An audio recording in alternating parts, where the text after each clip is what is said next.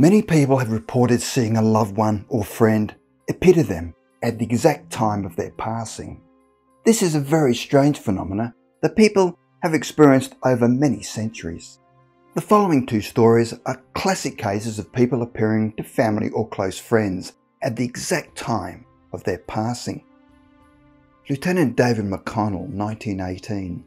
On the 11th of December 1918, 18-year-old David McConnell had lost his life 4 days before in a plane crash, just 3 months after the end of World War I. Because the war had come to an end, the family assumed their son had thankfully survived the horror and would return home safely. Flying from Doncaster to Yorkshire, UK, he had crashed just outside Tadcaster in fog at about 3:30 p.m.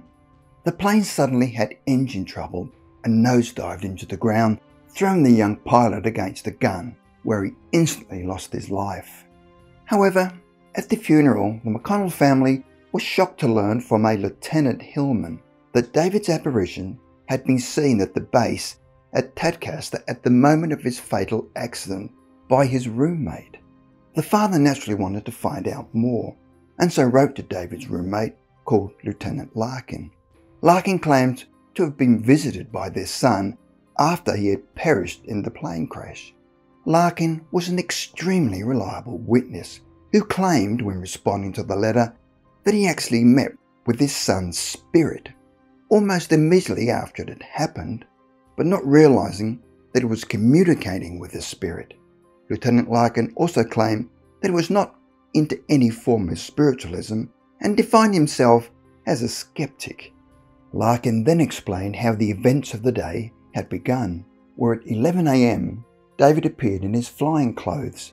He then went to the hangars intending to take a machine to the aerial range for machine gun practice.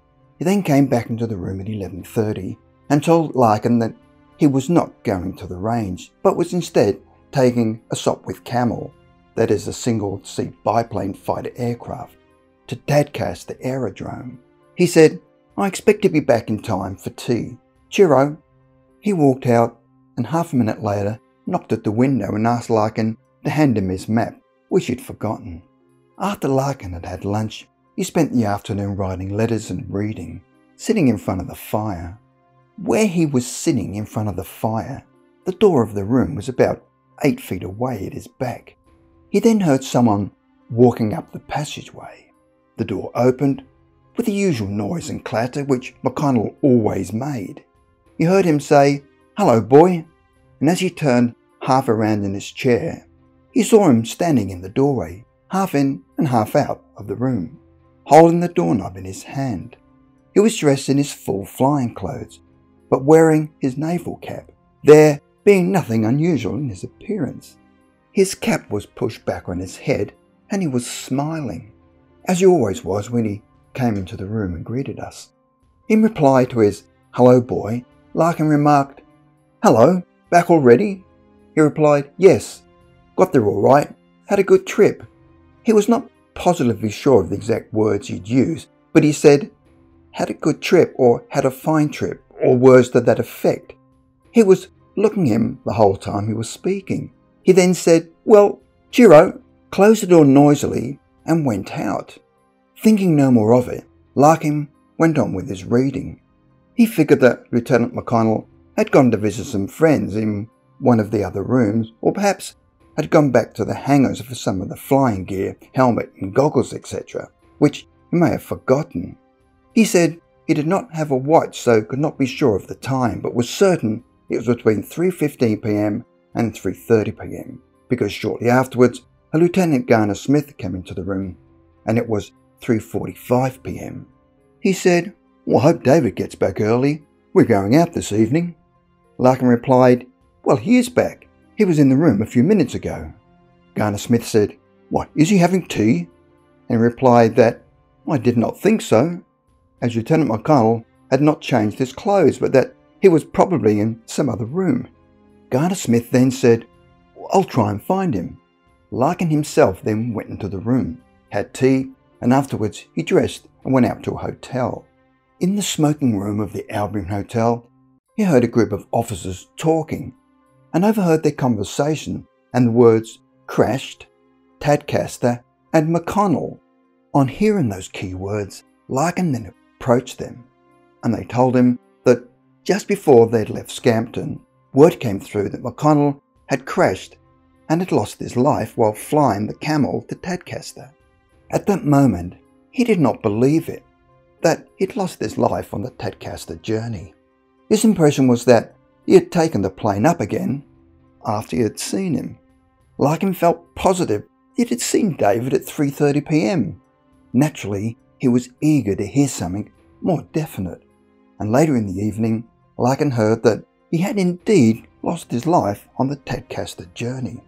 What gives these unusual events more credibility is that at the exact time the plane crashed, David's watch had come to a stop at 3:25 p.m, which corresponds with the time when Larkin had his unusual encounter with Lieutenant McConnell's apparition. Johann Hofer, the grey Audi, 1980. On the evening of 4th of May 1980, Johann Hofer was visiting his fiancée in a small village in southern Tyrol, northern Italy. As he was about to leave, both his fiancée, Christine Saxer, and her sister, Hilda, had asked him to stay and share a meal together, but Johann insisted he had to leave. Christine watched him drive off at 11:05 p.m. They were up in the mountains, so Johann had to traverse a series of tunnels through the mountains. Unfortunately, as he entered the 14th tunnel, a huge rock crashed down onto the tunnel and crushing Johann inside his car. Due to the size of the rockfall, Johann would have lost his life immediately at around 11:30 p.m. An investigator called Griselle Piccinini was sent out to investigate and interviewed another driver who had been driving ahead of Johann. He had heard the rock fall and had quickly sped up to escape the crush. However, his car still received damages. After his close call, he slowed back to look at the chaos behind him and noticed there was a car crushed under the rocks. The driver confirmed to the investigator that the accident occurred around 11:30 p.m. However, at 11:30 p.m, the same time as Johann's car was being crushed by the huge boulder, Hilda Saxer saw Johann in his distinctive grey metallic Audi driving past as she stood at the door of a pizzeria. He was looking at her and slowed down to wave and smiled at her. Hilda immediately waved back and watched as the car disappeared behind a bend. At the same time, she was bemused as to why he was still in the village, since he said he had to leave half an hour ago. At the same time, his fiancée's mother, Maria, suddenly woke up feeling somebody had just walked into the room, and then later heard footsteps of someone walking up and down. Maria had experienced something like this before and immediately feared that there'd been a tragedy in the family and was too terrified to move. Maria estimated the footsteps to have been around 11:30 p.m. Meanwhile, Johan's father, Joseph, woke up at home and was certain that he'd heard his son's car returning. His car had a distinctive sound, and he had a special manoeuvre in backing his car into the yard. Joseph was so certain that it was his son that he went back to sleep. It was not until the following morning when he went out to the yard and found that his son's car was not there. He made a few calls, but nobody knew where Johann was. However, as soon as he heard about the landslide, he was sure that his son had been involved. As he attended the location of the landslide, he knew which part of the tunnel that his son was buried. Although the tunnel and the debris covered 80 metres of road, when he pointed out where his son would be, he was accurate within a metre of where his body was recovered. When the investigator, Miss Piccinini, interviewed all involved, there was uncanny timing as to when they saw or felt Johann's presence.